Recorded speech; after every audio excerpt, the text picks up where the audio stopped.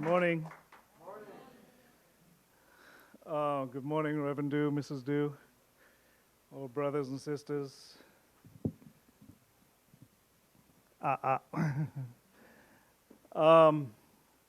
So, Reverend Dew is very persistent to get me here.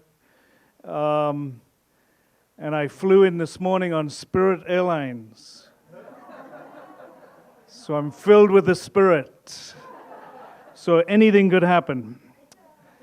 I actually saw a picture of Greg Smith giving service, and he didn't have a shirt and tie on, so I thought, oh, that must be the standard in Las Vegas. So I apologize, I don't have a shirt and tie. I was picked up by Reverend Dew, and he's got his beautiful shirt and tie and looking smart, and I felt, oh. So, I am what I am. You can take it or leave it.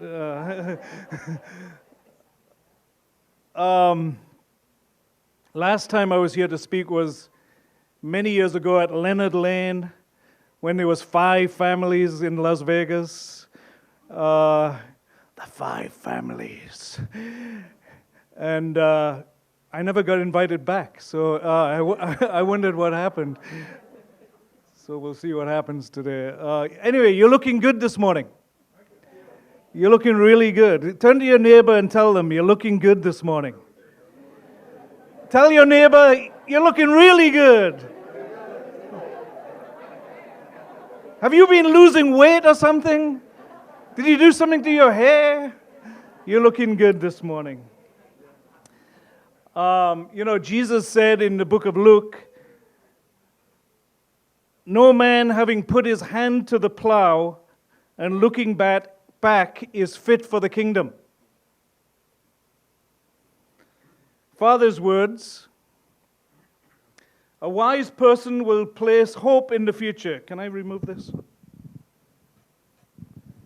A wise person will place hope in the future and continue to move forward no matter how difficult it may be. A foolish person, on the other hand, will throw away his future for the sake of immediate happiness. I, too, at times held foolish thoughts. This is Father saying this. I, too, at times held foolish thoughts when I was still very young, but in the end, I chose the path of the wise person. Building a world of peace cannot be done with one-time charitable acts or donations. Only sincere love and continuous sacrifice is capable of creating a world of peace. We must be willing to offer everything.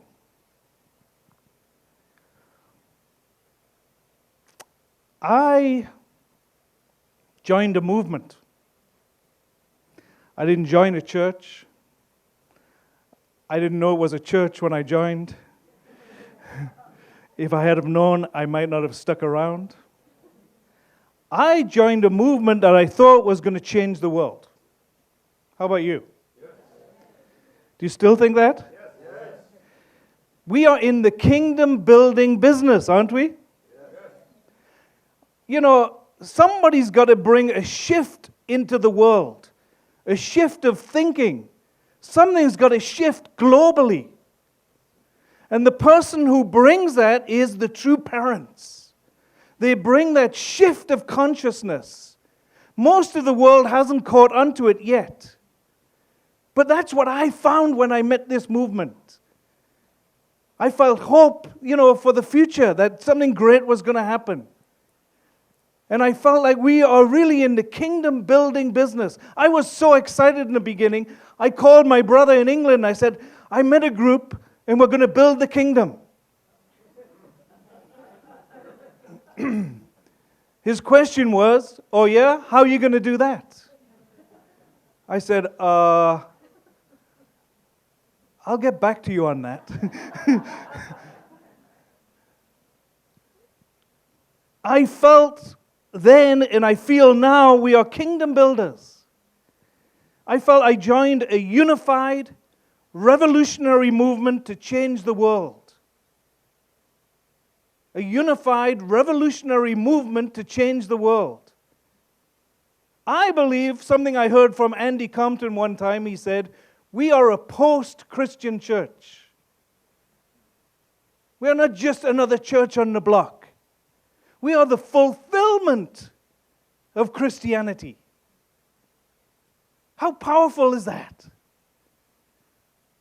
You know, if I was looking for a church, your band is wonderful.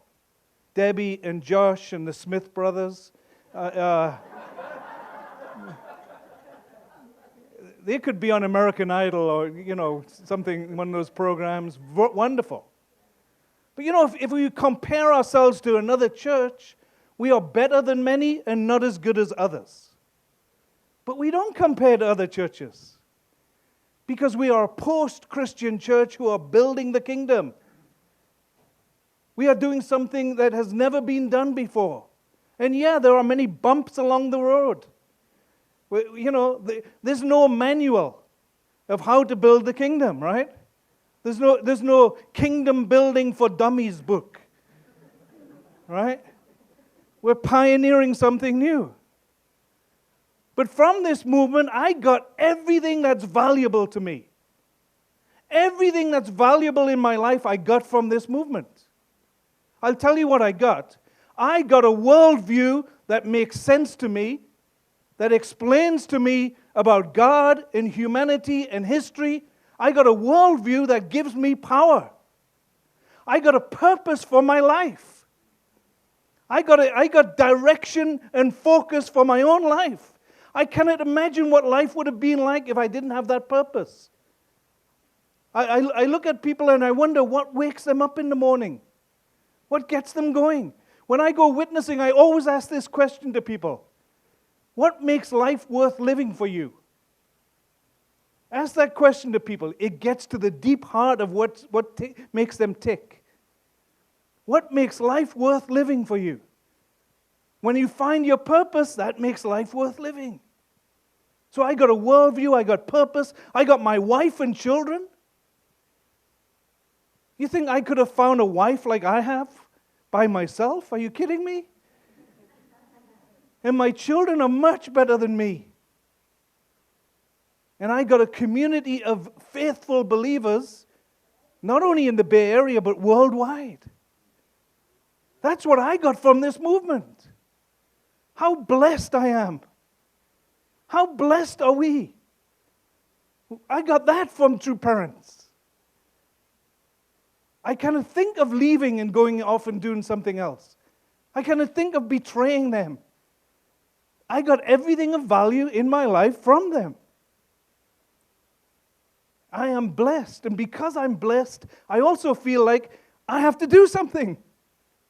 I cannot just take the blessing and do nothing. I now have to do something. I ask myself often, what does God expect of me?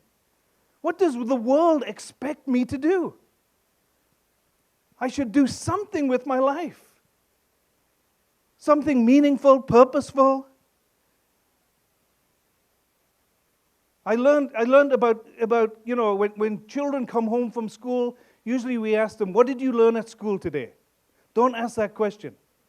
You know what they say? Nothing. You've been in school for 8 hours and you learn nothing?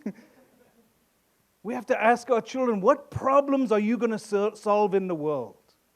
We have to give them a sense of purpose. You are here to do something great. We are blessed so we can be a blessing to the world. If I'm not being a blessing to some people today, I'm failing in what I'm supposed to do. I check myself every day. I learned from Dr. Durst, the former president of the church. He has a check system. He calls it 333. Every day he asks, did I speak to 3 people to raise them up, to give them power, to encourage them? Did I write to 3 people today? Did I call 3 people today? He asks himself that every day. I do that also. At the end of the day, I check, did I do those things? I say I'm living for the sake of others. Did I really? Who did I speak to? Who got some benefit from me today? Anybody? It's got to be real. Can't be just, yeah, I'm living for the sake of others. Oh yeah, what did you do? So I feel, we are called to do something great and we've been blessed beyond measure. Let's do something great with our life. Let's be bold. I'm not a bold person in general. But I realize, unless I'm bold and have a clear direction and purpose, I just drift through life. I look like I'm doing okay. I can smile in front of people, but I know what's going on inside. I'm just drifting. You got to have a clear purpose and you got to be bold to go for it. How many of you here are leaders? The answer is all of you. Everybody's a leader. You're at least leading yourself. A leader is just somebody who influences others. So you're all leaders. You're influencing people all the time. And as influencers, we got to have power and courage and guts to go for it. Don't think I'm not a leader. I don't have a position. Position can change tomorrow. But you are an influencer. You are God's influencer. That's the highest position of all. And you don't have to be the smartest person. I never graduated high school. Never went to college. I have no education. People ask me, what college did you go to? I always say, well, I went to Oxford. I did. I went there one day. Then I went to Harvard. And then I dropped by Stanford. Sometimes the smartest people are not the people who get things done. Sometimes the smartest people use their wisdom to pull things down, to tell you what can't be done. Sometimes you people with a lot of smarts, you are not the most faithful people. I keep telling myself this anyway. It doesn't matter, smart or not smart. What matters is you have a purpose and a passion for life. If you've got a purpose and a passion, nothing will stop you. I think of my middle school daughter. Talk about somebody who was driven. Dad, everybody at school has a smartphone. I want one. I don't think you should have. No, I want one. Well, you better do some things around the house. No, I'm going to ask Mom. Mom will give me one. Then she goes to ask her older brother and older sister. And she's just driven to get this smartphone. And she does a flower stand. And what I found out was she was driven because she had a clear sense of what she wanted to accomplish. I wish I had that for God's will. That purpose. I'm going to do something. Nothing will stop me. I don't take no for an answer. I will do it no matter what. That's what we should be like, brothers and sisters. We should have that kind of guts. I think of the woman, the riots were going on in Baltimore a year or two ago, and young people on the streets throwing bricks at the police and all this nonsense going on. One mother was watching the TV and she saw her 16-year-old son. So she went down to this place and it was caught on video, her pulling him out and kicking him up the street. And she became like a national hero. Everybody's watching this. So, it became so popular that Anderson Cooper from CNN tracked her down to ask her, weren't you embarrassed? Weren't you worried that you would embarrass your son? She said, I had one thing on my mind. I need to get him out of there before he ends up in jail or dead or something, and I didn't think about anything else. That's what I want to be like for God's will. Have one clear mind and not be thinking about all this other stuff on the side. When you're bold, you feel resourceful and committed and clear what you should be doing. When your purpose is clear, you push ahead. We have to be bold. We have to have clarity of what our purpose is.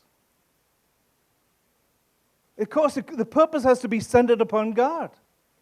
It has to be something that God wants us to do. Have you ever met somebody who's really focused and thinks they know what to do, but they become kind of obnoxious? You can't even talk to them anymore. They can't work with anybody. My wife and I, go to the church for Hundoke every morning, and we're driving back, and I stopped by 7-Eleven to get a cup of coffee. And as I'm walking in, I hold the door, and this fellow was walking in, and he was kind of mumbling to himself. So I said, "Hey, good morning, how are you doing?" He was shocked. Somebody spoke to him. So he follows me into the 7-Eleven and telling me the FBI were following me last night. There was a helicopter. Didn't you hear the helicopter up above? They were above my house all night. Everywhere I go, the FBI is following me, and I'm going, oh, God. Why did I say hello to this guy? And he's following me around the 7-Eleven, up and down the aisles. I was trying to get rid of him, and he just kept coming, telling me about the FBI. Finally, he took a breath, and he said, "What do you do?" I said, "I work for the FBI." I got rid of him real quick.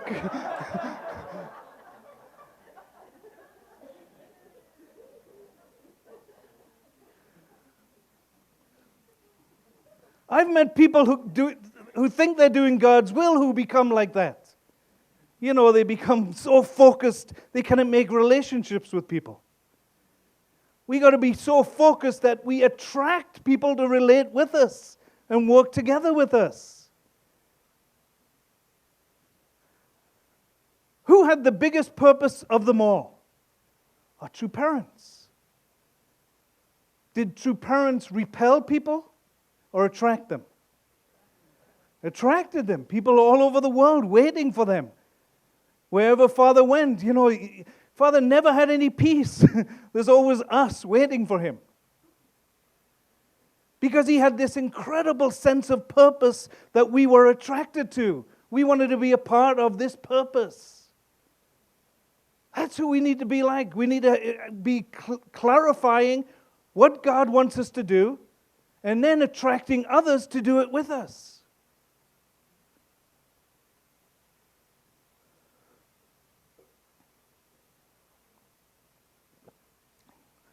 And when you find your purpose, don't be stopped by the people who say, you can't do that. That won't work. That'll never work.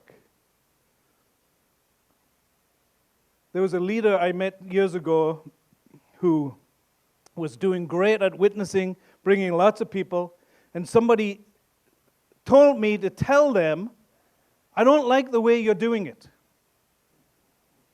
So I went to this person and I said, so-and-so says he doesn't like the way you're doing it. And this person, without batting an eyelid, said, tell them, I like the way I'm doing it better than the way he's not doing it. Isn't that often the case? The people who want to stop you or tell you it can't be done aren't doing anything. We should not be stopped. We should have a sense of purpose and direction and clarity. Who's the eldest member here? Oldest in age. B, what are you going to do when you grow old? What you're doing now. Good answer. Good answer. All of the rest of us who are younger, what are you going to do when you get old? What are you going to do for the rest of your life? Martin Luther King said, if you haven't found something worth giving your life to by the time you're 25, You'll be just as dead at 25 as you are at 95. I hope B's not that old.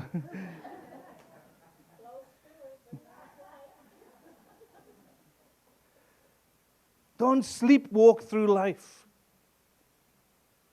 Don't wake up one day and say, boy, what was all that about? My grandmother on her deathbed said to my mother, what a waste of life that was. What did I do? She said. What a terrible thing. What a horrible thing. I never want to get to that stage of life, where it's coming to an end and then I wonder, what did I do? I have to do something meaningful. And it doesn't matter how old you are. You could be 15 or 90. Doesn't matter. You have to clarify what God wants you to do and then get busy doing it and attract others to be a part of it with you.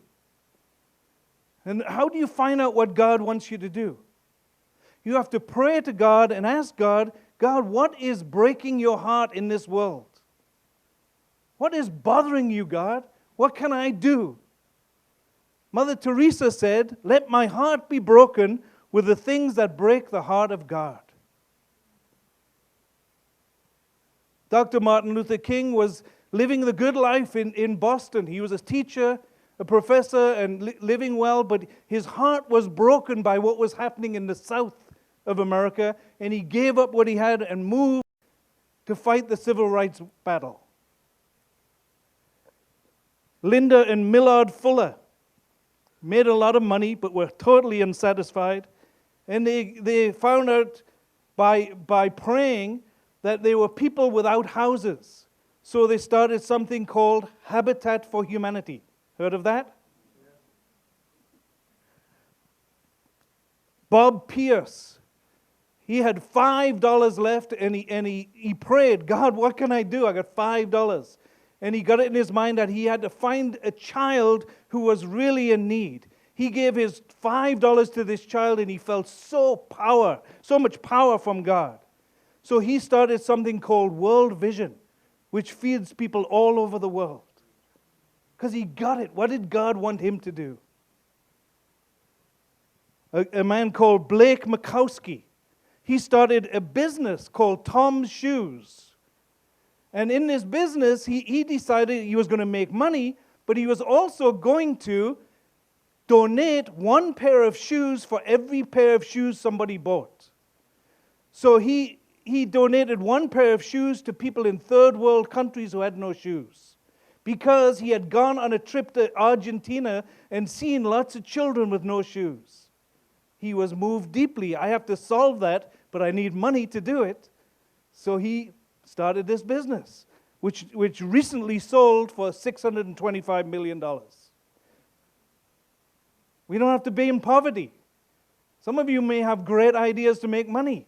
I need to see you afterwards.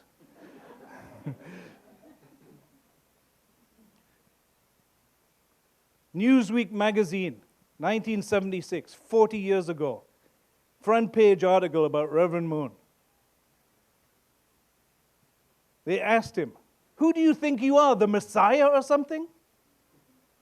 His answer was, I'll paraphrase, his answer was, look, I'm going to try and live like the Messiah. Why don't you too?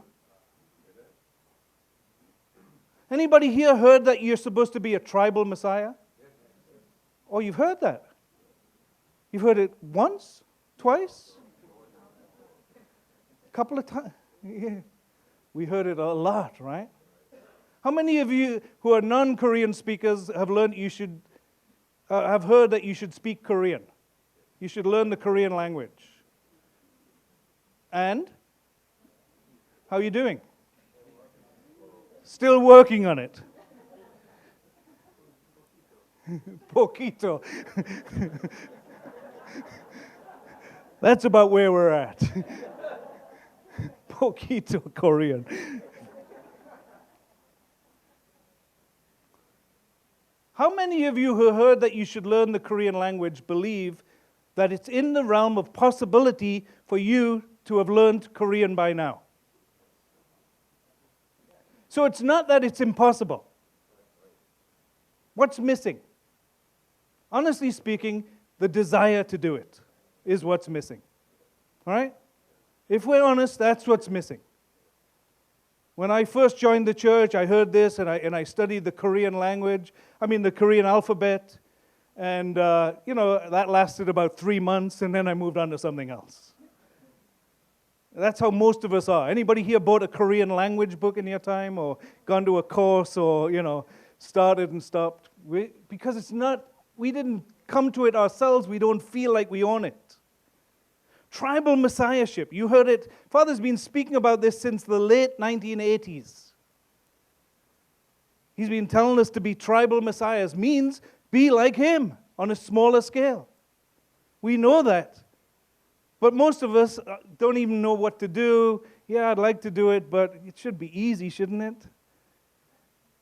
Until it becomes our pride and our sense of purpose, and until it becomes something I really feel I'm driving this, it doesn't work. As long as somebody else is telling me to do it, it doesn't work. It's only when I get to it myself and find out that this is what I want to do that it begins to work. That you take ownership of it. So brothers and sisters, you have to figure it out. What does God want you to do? You are born to win. You are born and attracted to this movement to be successful. Don't be a loser. When I was on MFT years ago, I saw a tattoo shop. This was when tattoos weren't that popular. But in the tattoo shop, in the window, they displayed a tattoo, "Born Loser." So I go in there to fundraise, and then I asked the guy, I said, do people really get that tattooed on them? Born loser? You know what he said? I remember this. This was 1984 or something, he told me this. He said, people who get born loser tattooed on the outside already have it on the inside. That's how they look at themselves. I'm a born loser. So I'm starting a tattoo shop with "Born Winner" on it. You have to know you are born for this mission. You are born to do something great. When you find that purpose, you are unstoppable. Our true Father praised 2 American members that I'm aware of. One of them was a fellow by the name of Richard Panzer. Anybody know Richard? Richard's doing his own thing, something else right now. But Richard got it into his mind that he needed to tackle the AIDS problem. And he started something called Free Teens. And he got a lot of flack in the church. You're doing your own thing. Who told you to do that? Yeah. But he just kept on going. And, he tackled one problem in the world, AIDS. And he hired a lot of members. He got, grants. He did a lot of good work.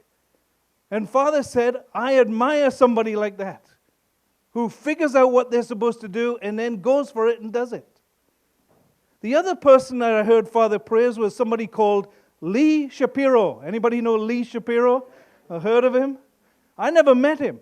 When I joined the church in Southern California, I was told, watch out for Lee Shapiro. He's doing his own thing. That's what I heard.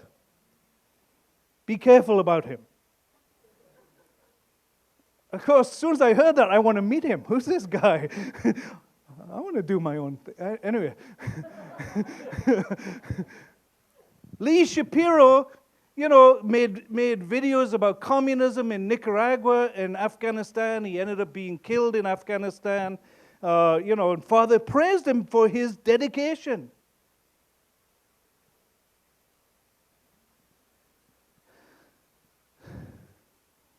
I'm telling you all this because I found my purpose. I found my passion. I became passionate about pornography. Oh, wait a minute. I shouldn't say it like that.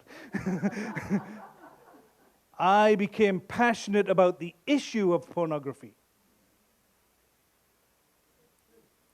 The issue of pornography, in my opinion, is the biggest single problem in the Unification Church today. It's not H1 and H2 and other things. It's pornography. Why is it a big problem? Because we are promoting God-centered ideal families, correct? The blessing. The biggest attack on the blessing is pornography. And, if you're interested in this issue, I'm going to talk about it after lunch. But I found that, this issue is crippling so many of our families. So many families are falling apart over this issue. So many of our young people don't want to be blessed. Or they go into blessings that fall apart over this issue of pornography. And I got passionate that I got to do something about this. I got to find a way to attack this, which is a $100 billion a year industry run by organized crime. It's a huge issue.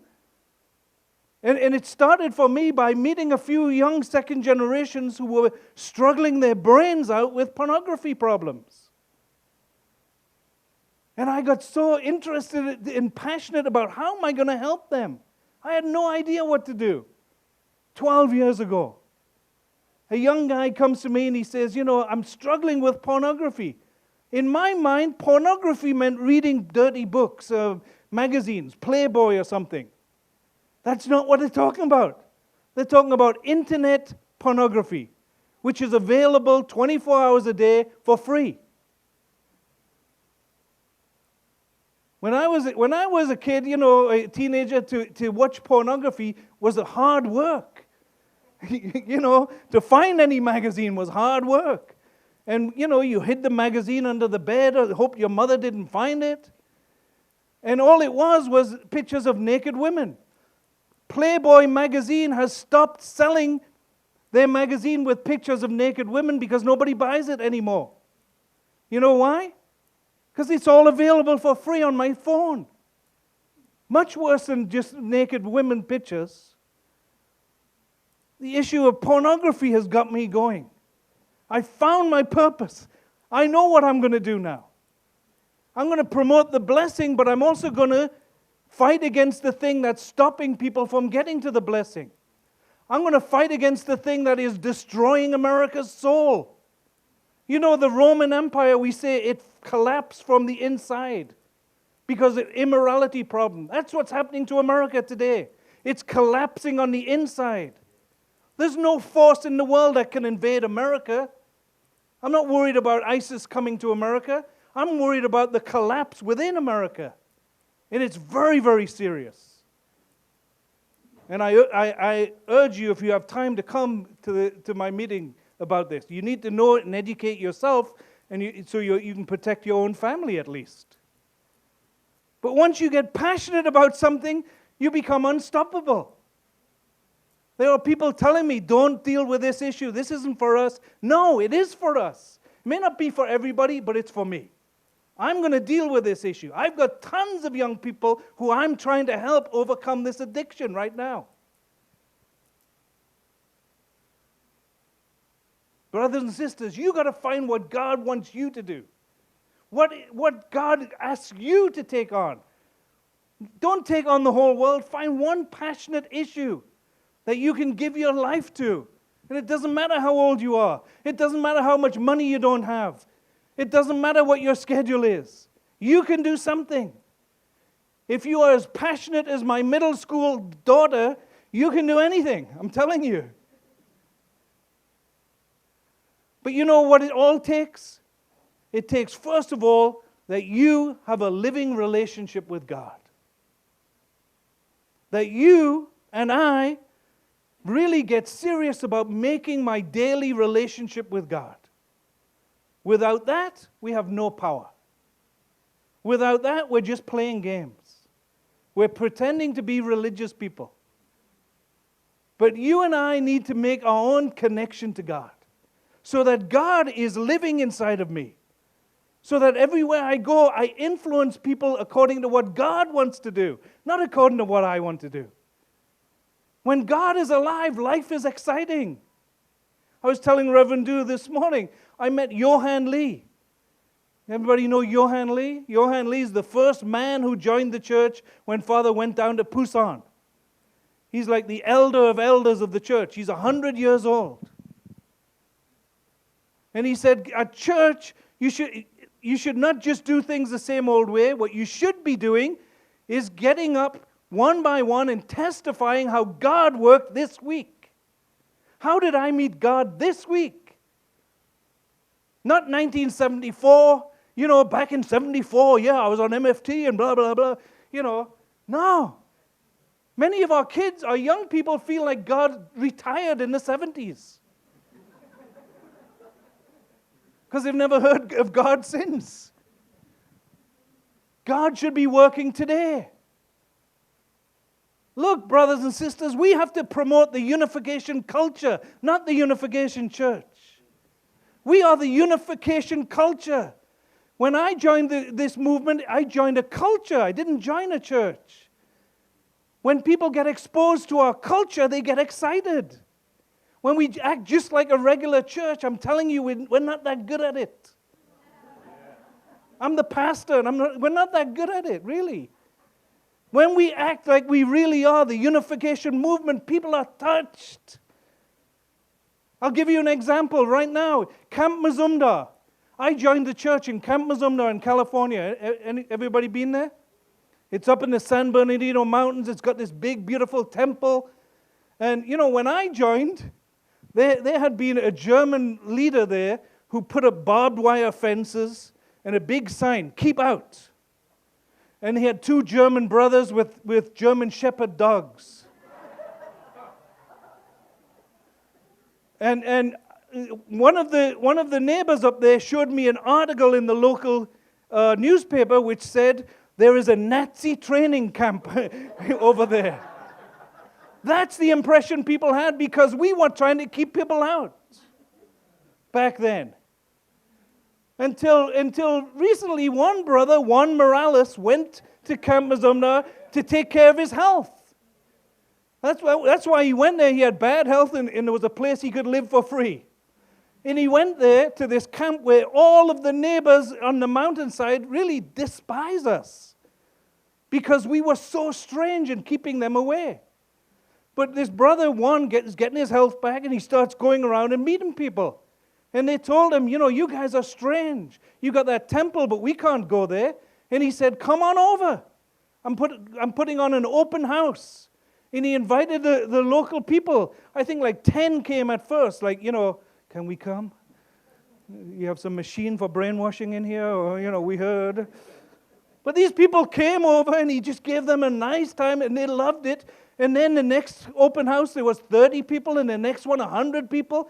And it grew and grew. And then he just asked them one day, I need you to help me to fix this place up. Now they are bringing their backhoe and their tools, and they're working on our camp for free. And they love our culture. They don't love our church, they love our culture. When we expose people to our culture, they cannot help but be moved. Our culture, the culture of heart, the Channelgook culture is what moves people. When we create that and bring people into it, and then the truth on top of that, I didn't join because I heard the truth first. I joined because I was moved by the culture. When people get moved by the culture, then they want to be a part of this. Then they hear that we have this incredible teaching. There's nothing like divine principle anywhere else in the world. But it has to be given to them within the culture. I've taught a lot of people divine principle in the wrong cultural setting, and they just move on. And they say, well, that's great. Good luck saving the world. See you later. But if they're really moved by our culture, they cannot say that. They feel like, wow, you guys have got it. We have to create that culture. Once again, the culture of love and heart and Channelgook. And we can do that. But we can only do it if we are experiencing God on a regular basis. We can only do that if we are alive ourselves with the Spirit of God. You and I have to be alive. Then it's almost like you don't even have to speak after that. When you're alive, people are just attracted to you. When we're dead, we repulse people. The truth sounds like it's a burden when there's no life to it. There's no spirit. So Johan Lee told me at church, invite people up to give us a testimony of how God worked this week. I tried it the next week at church. It was a disaster. I try to prep people and somebody gets up. I said, it's got to be recent. Yeah, okay, yeah. So in 1972, I was on MFT. What?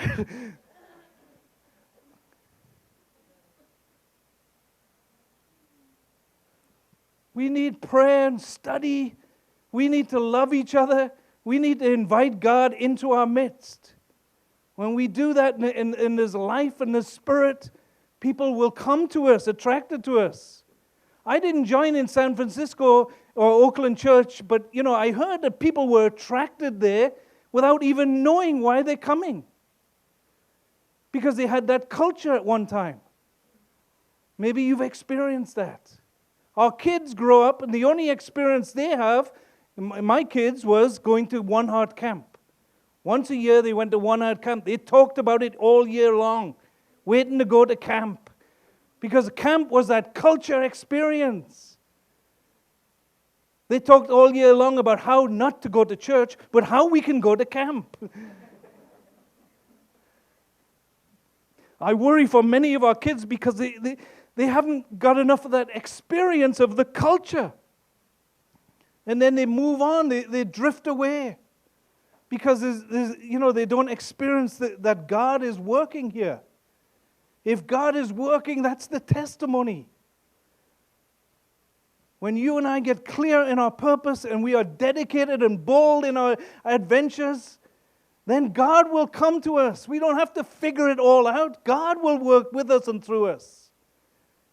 How magnificent. If not, we're really playing church. And I don't know about you, but it gets to be a burden to play church all the time. It's a burden. But when I'm alive, it's not a burden, it's my joy. I asked one of the best people who witnessed in the Oakland church many years ago.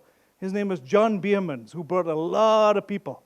I said, John, how did you have the guts to go out and find people? He said, it didn't take any guts. He said, I loved what we had. When I loved what we had, it wasn't a burden to go tell people, come and see what we've got here. He said, it's like when you go to see a really excellent movie. Is it a burden to tell other people about that movie?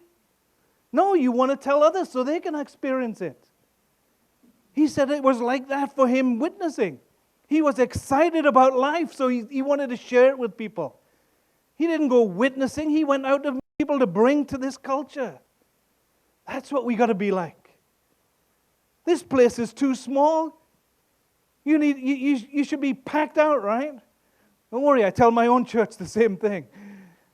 I'm not picking on you, but really we should be busting at the seams because new people are coming because they're attracted to our culture.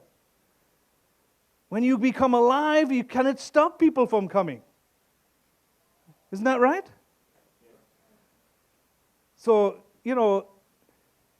interesting, when true parents come around, we get a lot of life. But when they've gone, what do? Usually go back to sleep, personally. Usually, when in the 90s, father and mother would come around and he's speaking to us all the time. It was so stressful for me, to get an audience together. And then, make sure nothing goes wrong. And there's so many moving parts. And we just wanted to make true parents happy. But one year, Father came, I think in March, and did a speaking tour. And we had a big event. And a lot of people came. And then he came again the same year in November. And November is the rainy season in California. And I was sitting at lunch with Father, and it was bucketing down with rain. And he looked out the window and he said, "Do you think it's going to be full tonight?" And I said, "Father, it'll be full, but it won't be the same people who came last time." I was kind of accusing Father. Because the people who came last time couldn't understand what Father was talking about. You know why I know that? My mother had come. My mother came from England. She said, "I want to see this man that you think is so amazing." She was totally confused. Couldn't understand. So, that happened to a lot of people who came to True Parent speeches, honestly speaking. So I said to Father, "Yeah, we'll fill it up somehow." We used to fill the speeches any way we could. I used to go to senior citizens' places and offer them a free meal to come. Anything to fill it up. So I was telling Father, it won't be the same people as last time. And without missing a beat, Father said, "Yeah, that's your problem." And I literally went, "What?" And he looked at me and he said, "You don't understand? It's your problem." He said, "Didn't I tell you to do home church all these years and tribal Messiah? If you'd done what I said, when Father comes to town, what you would do is you would look at all the people you have and who's ready. Which people are ready to receive Father? You would invite those people. Instead, when I come, you just invite anybody. I can tell." He said, "I'm the speaker. I know when the audience is prepared or not." He said, "It's your fault." And he was right. And I just think if we'd done home church continuously for 30 years, do you think we'd be a little bit further ahead? Maybe. If we are filled with God's Spirit and we are reaching out with the same, consistency that we should have had, we will bring lots and lots of people to our True Parents. While True Mother's alive. This is what she's saying. While I'm alive, bring the people before it's too late. For me, that's a burden. I don't know how to do that. But I do know when I'm filled with God's power, I become attractive to people. I do know when I'm not filled with God, I become a burden for myself and for other people. Who's the key person? It's me. It's you. We have to be filled with God's power. We have to get back to the basics of life. We have to continuously pray, study, serve, give, love, make the atmosphere that attracts people.